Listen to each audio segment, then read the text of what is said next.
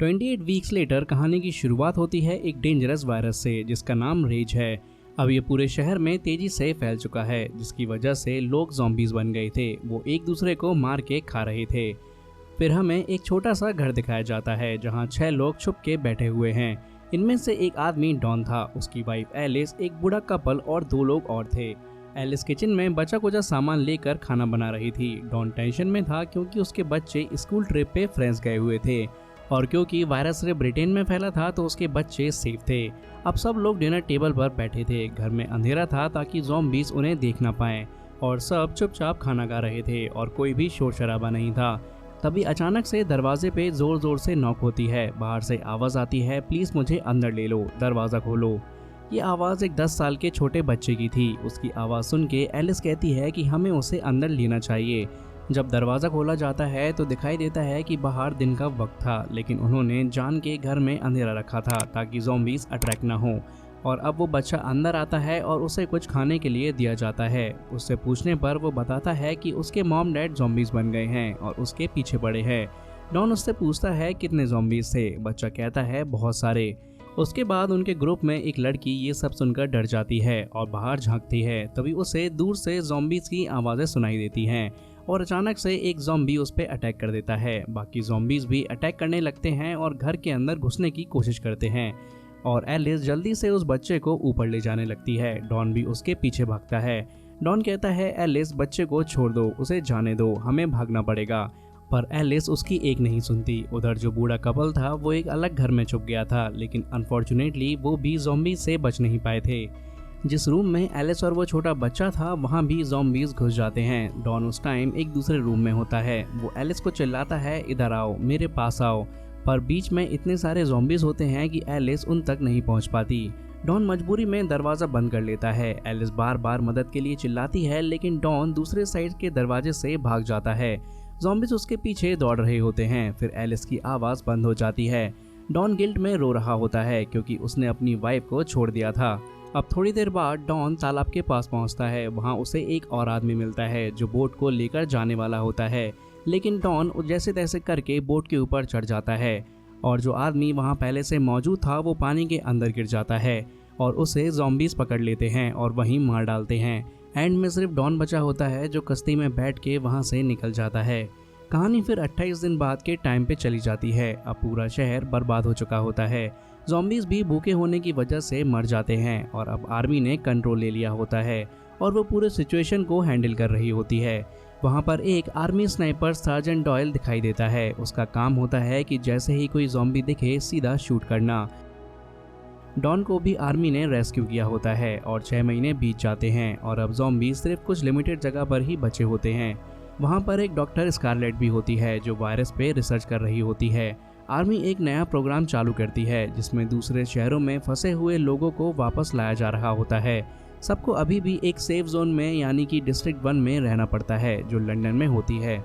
और अब डॉन के बच्चे भी वापस ब्रिटेन आ चुके होते हैं। जब डॉक्टर स्कारलेट उन्हें देखती है तो थोड़ा टेंस हो जाती है कि बच्चों को कैसे हैंडल किया जाए। डॉन के बेटे का टेस्ट होता है। डॉक्टर स्कारलेट नोटिस करती है कि उसकी आंखें 2 अलग अलग कलर की हैं। डॉक्टर स्कारलेट पूछती है, तुम्हारे फैमिली में किसी और की भी आंखें ऐसी थीं?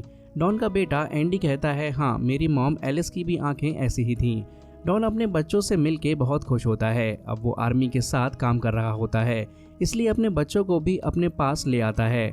डॉन उन्हें बताता है कि उनकी मॉम एलिस के साथ क्या हुआ था, कैसे वो बिछड़ गए थे। अब रात को डॉन का बेटा एंडी एक सपना देखता है जिसमें उसे अपनी मॉम का चेहरा दिखाई देता है।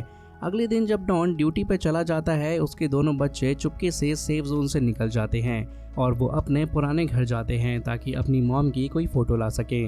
आर्मी को पता चल जाता है कि 2 बच्चे सेफ जोन से भाग गए हैं, लेकिन तब तक वो दोनों घर पहुंच चुके होते हैं। अब डॉन के बेटे एंडी को घर के ऊपर से कोई आवाज़ सुनाई देती है। जब वो ऊपर जाता है तो देखता है कि उसकी मॉम एलिस वहाँ होती है, वही एलिस जिसे डॉन ने उस दिन छोड़ दिया था। अब एंडी अपनी माँ को देखकर गले लग जाता है, लेकिन उस मोमेंट में उसे थोड़ा डर महसूस होता है, जैसे कुछ अजीब हो रहा हो। फिर दोनों बहन भाई घर के बाहर आते हैं। तभी आर्मी टीम उन्हें वापस सेफ जोन ले जाती है। अब तीनों डॉन के दोनों बच्चे और उसकी वाइफ को क्वारंटाइन में रखा जाता है। एलिस को बांधकर एक लैब में ले जाया जाता है वहाँ डॉक्टर स्कारलेट उसका ब्लड टेस्ट करती हैं क्योंकि उन्हें ये कंफर्म करना होता है कि क्या एलिस ज़ॉम्बी वायरस से इन्फेक्टेड है या फिर नहीं।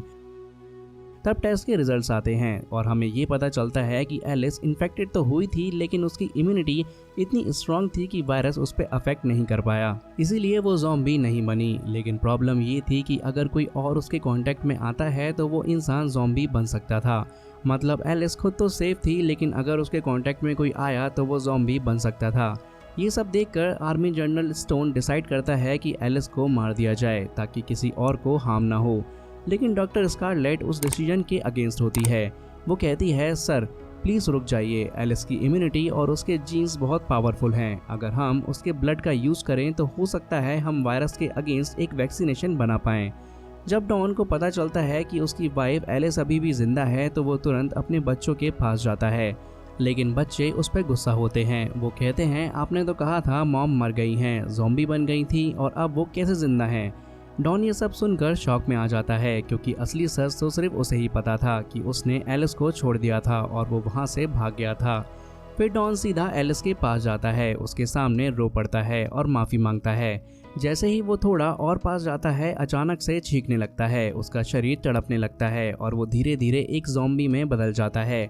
एलिस ये सब देखकर मदद के लिए चिल्लाती है, लेकिन डॉन अब ज़ॉम्बी बन चुका होता है। वो उसी मोमेंट में एलिस पर हमला कर देता है और उसे खतरनाक तरीके से मार डालता है। फिर डॉन वहाँ से निकल के आर्मी के लोगों पर भी अटैक करने लगता है।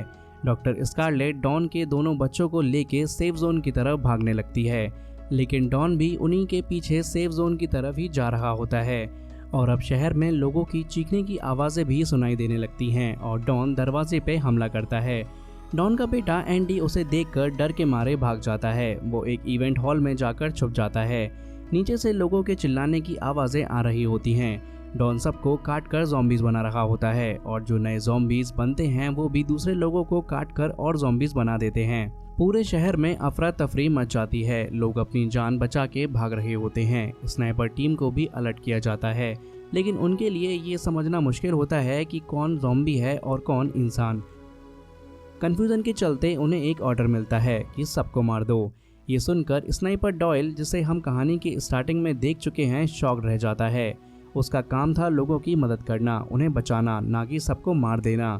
फिर वो देखता है डॉन के बेटे एंडी के सामने एक ज़ॉम्बी आ गया है, तो वो उस ज़ॉम्बी को शूट करके उसे मार देता है, लेकिन वो एंडी को कुछ नहीं करता। फिर उस मोमेंट पे वो डिसाइड करता है कि अब वो अपनी ड्यूटी छोड़ देगा। डॉन का बेटा एंडी एक आदमी के साथ अंधेरे कमरे में चला जाता है। वहीं उसे अपनी बहन और डॉक्टर स्कारलेट भी मिल जाते हैं। उस रूम में और भी लोग होते हैं। एक बूढ़ी औरत बाहर का सीन देखकर परेशान हो जाती है और कहती है, सब लोगों को क्यों मारा जा रहा है। तभी डॉयल वहां आता है। वो सबको कहता है कि यहाँ रुकना सेफ नहीं है, सबको यहाँ से निकलना होगा। जैसे ही सब लोग वहां से निकलते हैं, आर्मी उन पे भी फायरिंग कर देती है। इस फायरिंग में वो बूढ़ी औरत मर जाती है। डॉयल, डॉक्टर स्कारलेट और डॉन के बच्चे साथ होते हैं।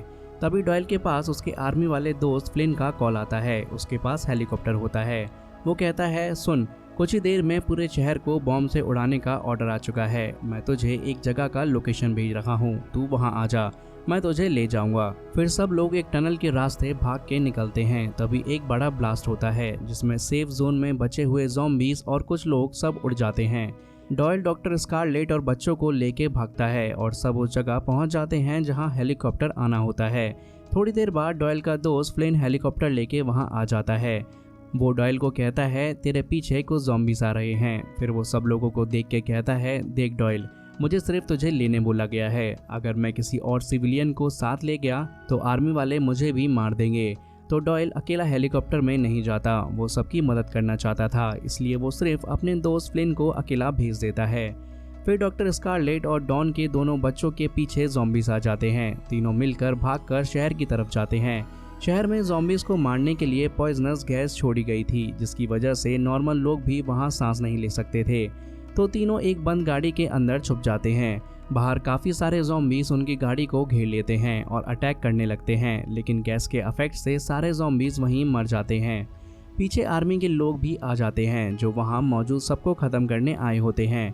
अब यहाँ पे डॉयल और डॉक्टर स्कारलेट की गाड़ी स्टार्ट नहीं हो रही थी। तभी डॉयल गाड़ी से उतर के उसे धक्का लगाना शुरू करता है, लेकिन उसी वक्त आर्मी वाले उसे देख लेते हैं और उसे इन्फेक्टेड समझकर उसे जला देते हैं।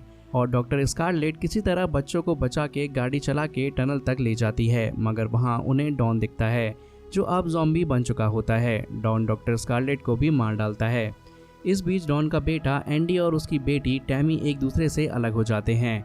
डॉन अपने ही बेटे एंडी पर हमला कर देता है, लेकिन उसका बेटा एंडी जो अपनी मॉम एलिस जैसा ही होता है, उसके अंदर भी स्पेशल इम्यूनिटी होती है, इसलिए वो ज़ॉम्बी नहीं बनता। तभी डॉन की बेटी टैमी आती है और अपने डैड को गोली मार देती है। वो बहुत रोती है क्योंकि उसने अपने ही पापा को मार दिया होता है। फिर दोनों भाई बहन एक स्टेडियम में पहुंचते हैं, वही स्टेडियम जहां डॉयल का दोस्त फ्लिन आता है। वो दोनों बच्चों को देख के कंफ्यूज होता है, सोचता है कि इन्हें बचाना चाहिए या फिर नहीं, शायद ये भी इन्फेक्टेड हो सकते हैं, लेकिन फिर भी वो उन्हें हेलीकॉप्टर में बिठा लेता है और ब्रिटेन से बाहर ले जाता है। उसके बाद हम शहर का सीन देखते हैं, सब कुछ बर्बाद हो चुका होता है। फिर 28 दिन बाद का सीन दिखाया जाता है, जहां कुछ बचे हुए ज़ॉम्बीज़ एक टनल के थ्रू पेरिस में पहुंचते हैं। डॉन के बच्चे हेलीकॉप्टर से यूरोप ले जाए जाते हैं, लेकिन उनका क्या होता है ये हमें नहीं दिखाया जाता। और इसी के साथ 28 वीक्स लेटर मूवी की कहानी यहीं पर ख़त्म हो जाती है।